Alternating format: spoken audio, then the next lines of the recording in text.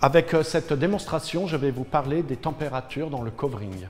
Il y a principalement 3 températures qui nous intéressent. Première température, température ambiante. 25 degrés, l'idéal de faire un covering entre 20 et 25 degrés.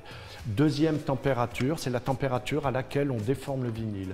À 20-25 degrés, je ne peux pas déformer le vinyle correctement. Donc, la température de la déformation varie entre 40 et 60 degrés. Apercevez les ondulations qui disparaissent rapidement. Ça indique la bonne température du vinyle. Je chauffe, je suis environ à 50 degrés, c'est la température où on déforme le vinyle. Je fais une petite déformation qui pourrait être la déformation d'un rétroviseur. Voyez ?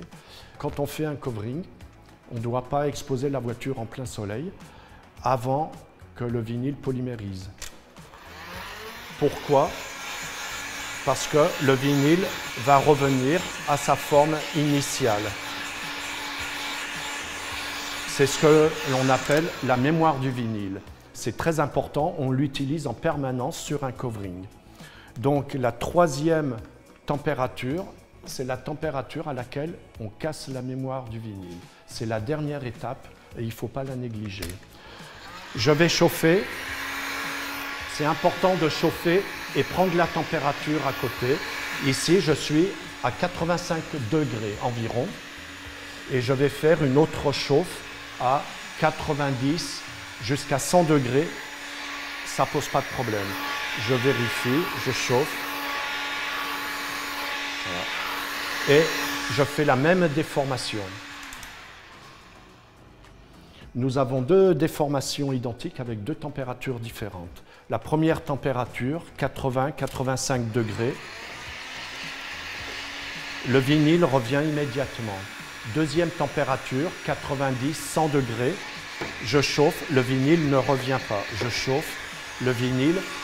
Grâce à la température de 90 degrés, le vinyle a été figé. C'est ce que l'on appelle casser la mémoire.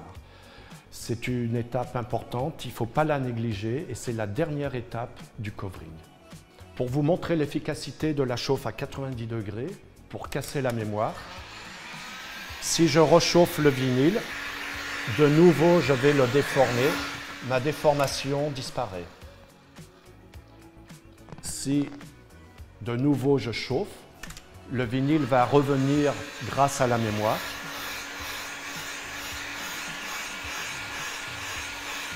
La mémoire du vinyle, mais là où j'ai chauffé, le vinyle ne revient pas. Vous pouvez apercevoir que la chauffe à 90 degrés pour casser la mémoire, c'est la dernière étape du covering. C'est très important et il ne faut pas la négliger pour une bonne tenue de votre covering.